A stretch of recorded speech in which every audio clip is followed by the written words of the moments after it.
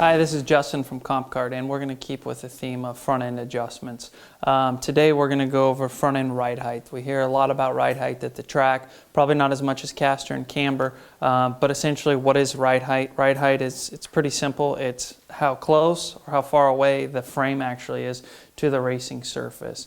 And in order to be able to adjust this, you adjust that by moving your stub axle either up or down, and you do that within the chassis C here, and you're provided with washers in your chassis on the top and on the bottom. Depending on your chassis model, the combination of washers can vary. On the CompCart, it's a 4mm washer up top, and it's a 4mm washer on bottom. That's a pretty common combination, but I do recommend that you check with your chassis manufacturer, kart shop, supplier to find out what your standard setting is. So for us, it's one on top and one on bottom. So we're going to go ahead and do what's called making the chassis ride height high. In order to do that, we need to remove the washers, and we'll put both washers actually on top of the stub axle, which lowers the stub axle and raises the frame height of the chassis.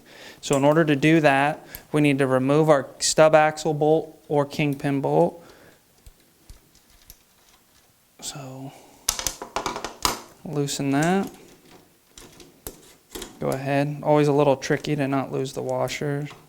Did a good job there. We're going to take both washers here. We have stub axle bolt in, 2 washers.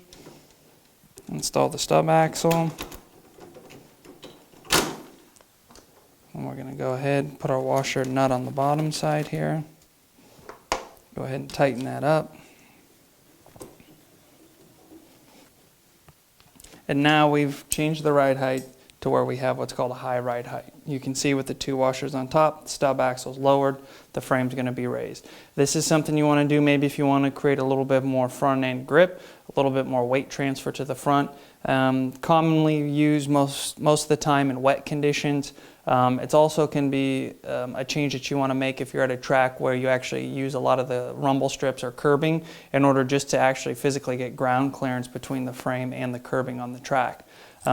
So that's a high ride end setup. We're going to go ahead, do the exact same except just the opposite. So we'll go ahead, remove our stub axle bolt again. Take our 2 washers. Now they're going to go on the bottom side. So put our stub axle in here. Put 2 washers down here. The bottom. Always a little bit more tricky doing it that way. Sometimes you get a little bit of a misalignment. Get the bolt in there. Put our nut on it.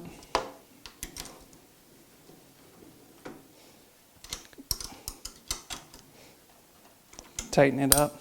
Now we've done the reverse. You can tell that the washers are on the bottom, your stub axle's up, your frame's lower. Typically lower on the frame works the tires a little bit less, reduces a little bit of the grip on the front end. A lot of times people use this in lower horsepower or sometimes in high grip conditions on a fast flowy track.